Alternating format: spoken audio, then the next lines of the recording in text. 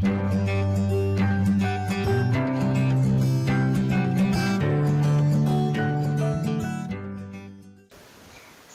warahmatullahi wabarakatuh.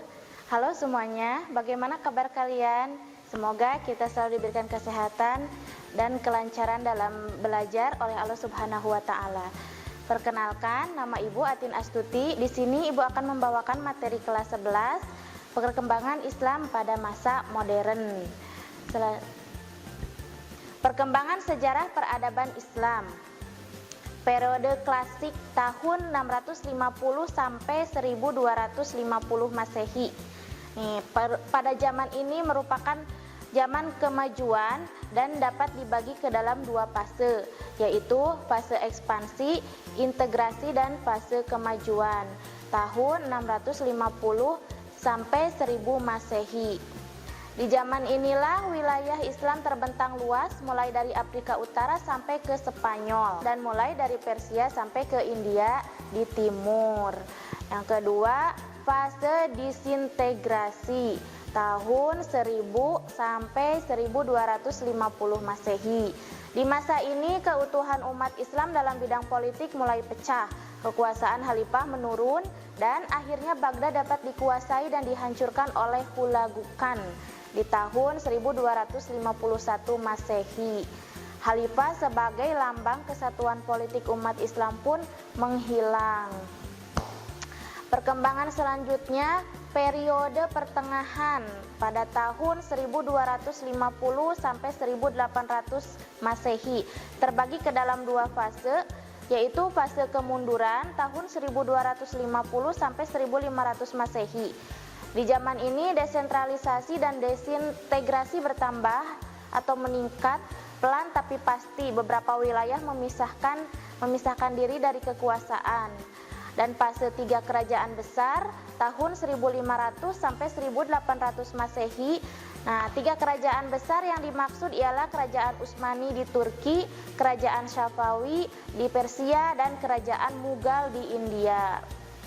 Perkembangan sejarah selanjutnya, periode modern tahun 1800 Masehi dan seterusnya atau sampai sekarang merupakan zaman kebangkitan umat Islam. Jatuhnya Mesir ke tangan Barat menginsafkan dunia Islam akan kelemahannya dan menyadarkan umat Islam bahwa di Barat telah timbul peradaban baru yang lebih tinggi dan merupakan ancaman bagi Islam.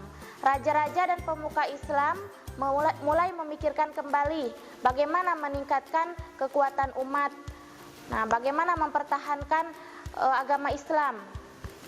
Di periode modern inilah timbul ide-ide pembaruan dalam Islam, terutama dalam bidang ilmu pengetahuan dan teknologi yang semakin kesini semakin berkembang sesuai dengan zaman yang sekarang ya. Banyak sekali teknologi-teknologi yang berkembang, dari mulai internet, komputer, perangkat komputer, handphone, dan lain sebagainya, dari ilmu pengetahuan, alat komunikasi, dan sebagainya.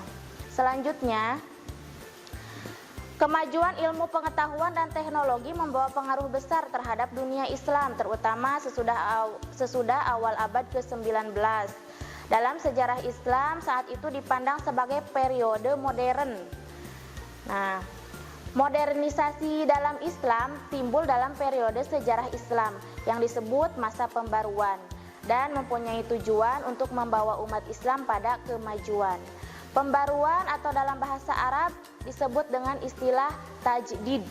Usaha pembaruan yang dilakukan sebenarnya adalah usaha reformasi dan kebangkitan kembali dalam upaya meningkatkan keadaan yang lebih baik. Nah, seperti itu. Jadi ada beberapa manfaat dan ada beberapa madaratnya juga. Oke, selanjutnya, gerakan pembaruan Islam di beberapa negara. Nih, diantaranya ada gerakan pembaruan di Arab Saudi. Gerakan pembaharuan di Arab Saudi ini dimulai oleh Muhammad bin Abdul Wahab yang disebut dengan gerakan Wahabi. Nah, pokok pemikirannya adalah kembali pada ajaran pokok, yaitu Al-Quran dan hadis, serta memberantas segala bentuk bid'ah dan khurafat yang telah lama mengakar di kalangan sebagian umat yang akan memberikan kembali atau mengingat kembali atas kesalahan atau kehilafan yang dilakukan oleh umat-umatnya. Nah, maka gerakan oleh Muhammad bin Abdul Wahab ini atau gerakan Wahabi ini ingin mengembalikan sesuatu yang salah itu ke dalam jalan yang benar. Oke, selanjutnya gerakan pembaruan di Mesir. Nah, pada tahun 1798 Masehi, Mesir diduduki oleh Napoleon Bonaparte. Seorang perwira Turki Utsmani yang bernama Muhammad Ali Pasha berhasil mengusir Prancis pada tahun 1901 Masehi. Nah, si Napoleon ini pun pergi ya, diusir. Nah, setelah itu Muhammad Ali Pasha juga pelopor pertama kali gerakan di Mesir ini. Dia mengeluarkan ide, yaitu menjadikan ilmu pengetahuan sebagai bagian terpenting untuk suatu negara. Nah, oleh karena itu dia mendirikan Kementerian Pendidikan.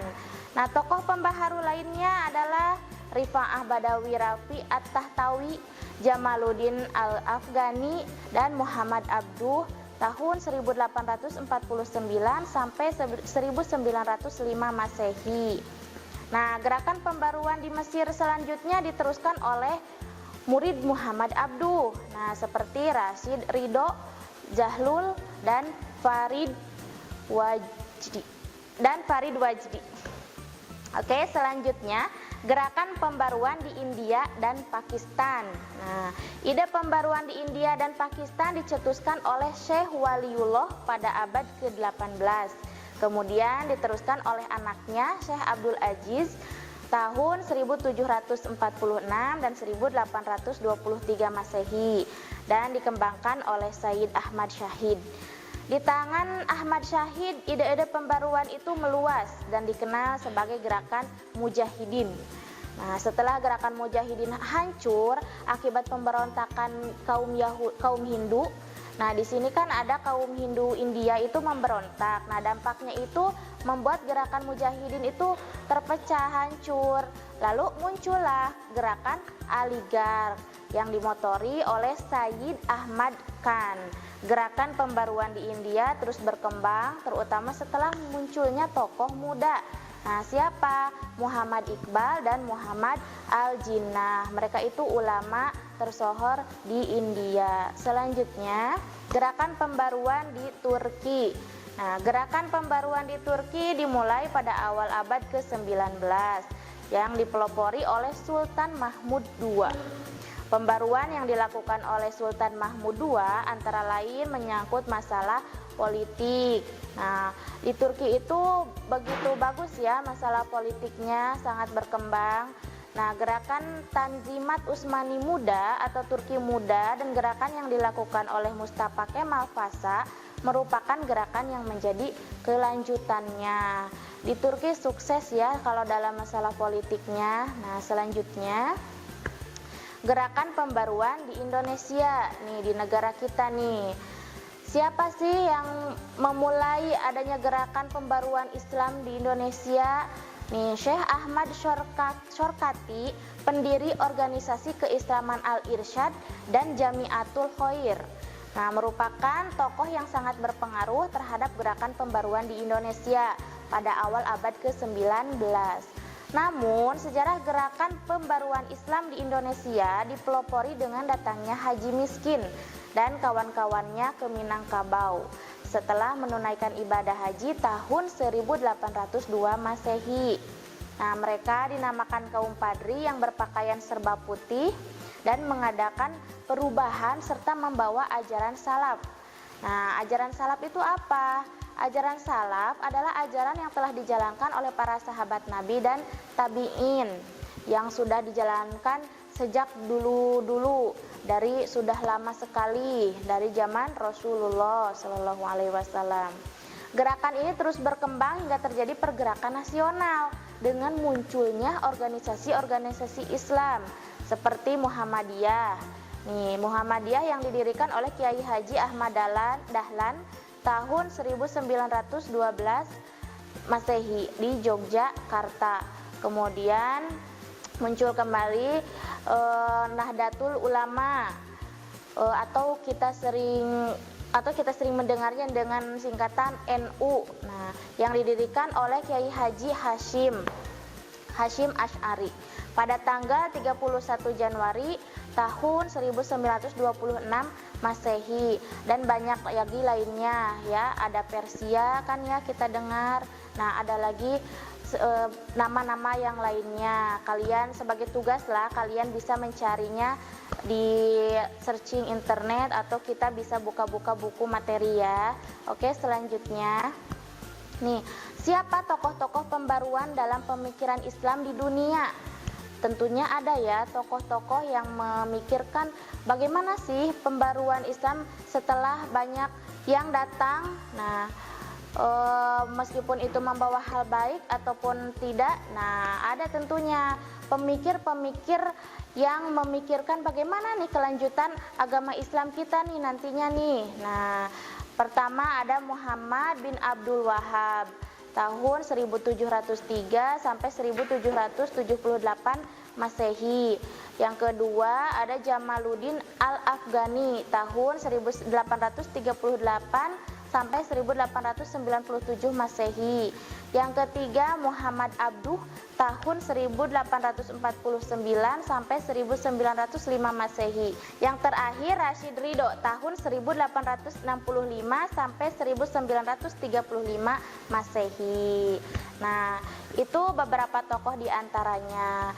Mungkin sikap kita yang perlu mencerminkan atau penghayatan tentang materi kita kali ini apa? Nah, kita harus berusaha untuk memperdalam ilmu agama kita, menguatkan diri kita, terus melihat perjuangan-perjuangan terdahulu kita, mereka yang begitu gigih, yang begitu kuat untuk mempertahankan agamanya. Nah, seperti itu.